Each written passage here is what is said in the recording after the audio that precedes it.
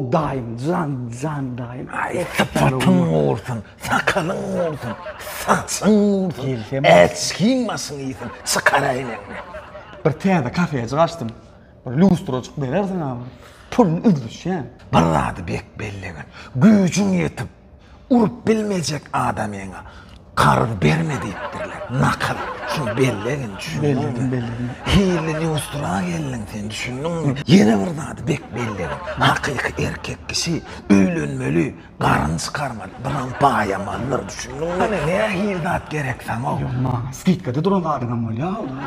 Bir adı bek belliğin, en kov sözler lak bilen oturyanlar. Baylık, başlık, aylık, şişlik, hemmeti düşündün değil mi?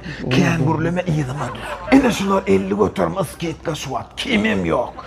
Skitka laf beri var, pul yoktur daha. Bir adı bek belliğin, pul, dine pullar da var. Geleyverik.